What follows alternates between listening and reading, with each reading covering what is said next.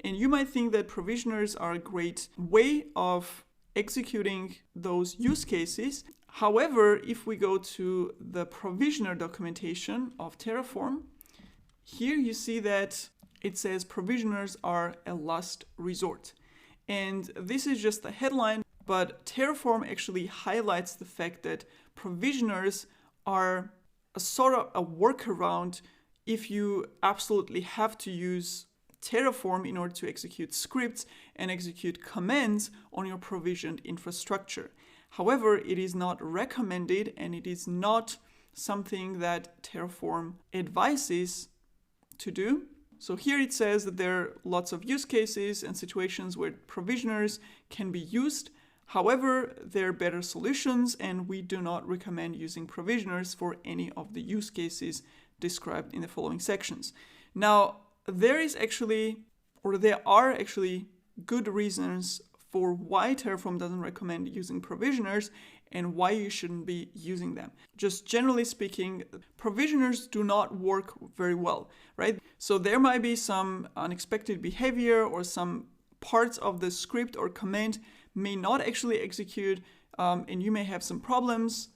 So from my experience, it doesn't actually work that well. So I would personally also not suggest using remote exec, for example, in order to remotely execute the commands on an instance. So user data, if it's available for that specific cloud provider, for AWS, for example, it is an available attribute, is much better to use as sort of an initial script or initial command to be executed on the virtual machine instead of using the remote exec. However, there are actual reasons why Terraform itself doesn't actually recommend using provisioners. First of all, provisioner concept actually breaks the concept of idempotency in Terraform. In idempotency, if you remember, it is a word that describes something that always gives you the same output no matter how many times you execute a command. So when we do Terraform apply, with the same exact configuration, it always gives us the same output. So the problem with provisioners is that because we're using scripts, they're just basic shell scripts or shell commands that are not actually part of Terraform itself. Terraform has no way of knowing what you're executing in that script. Terraform doesn't know or has no way of knowing whether these commands actually executed successfully or what is the current state.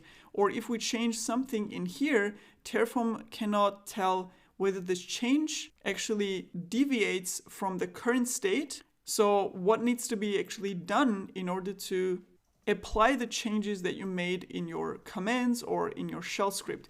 So it kind of breaks the Terraform's concept of how the current state and the desired state comparison happens, how Terraform calculates the difference between the two in order to decide what action needs to be taken. And also, Terraform cannot control the way you write those scripts, right? These scripts themselves may not be idempotent like Terraform is. So for these use cases, there are actually alternatives that Terraform also recommends using, and they're also best practices. So first of all, if you want to execute commands remotely or configure a remote server, you actually should use some configuration management tool. Could be Chef or Puppet, Ansible, Salt. There are actually multiple tools out there. So basically what you can do is once the server is provisioned with Terraform, you can hand over the process to one of those configuration management tools.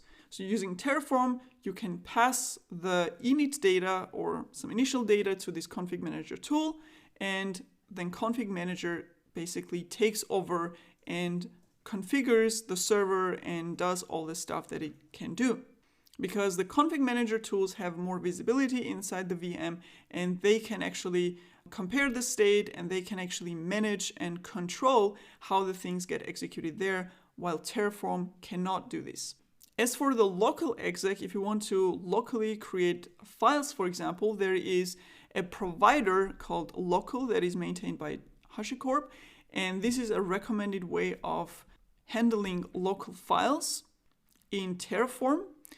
The local provider, which is for handling local files, and you have a bunch of configuration in here.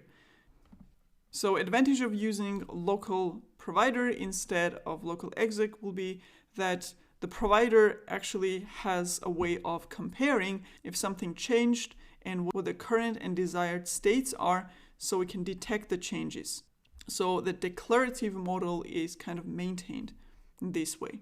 And as for any type of other script execution generally, whether it's copying files to the remote or executing some scripts instead of using the configuration manager, especially if you're building this whole thing up using a CI/CD pipeline where you integrate Terraform, you can actually execute these scripts as a separate part from Jenkins or your CI/CD tool instead of having it executed using Terraform. So I hope this makes clear that Provisioner is actually a workaround for most of the use cases where you need to execute some code either locally or remotely or copy files to it, and it is actually not a recommended way of doing it. However, if you still come across provisioners, maybe in somebody else's Terraform config file, you should know what the concept is and what it does and how it can be used. And one final note on provisioners is that if provisioner fails, for example, if you forgot to copy the script and if it's not found on the remote machine and the file cannot be executed, then Terraform will actually taint or mark the resource where the provisioner is getting executed as failed. So we'll have to recreate it actually. So even though the EC2 instance may get created, initialized, you will get an error status from Terraform and the EC2 instance will be marked for deletion. So if I delete this and we do Terraform apply, and here, as you see, we have an error message that the file could not be opened because the file doesn't exist on remote, and basically we don't have any success output, even though the instance has been created and it is being initialized now.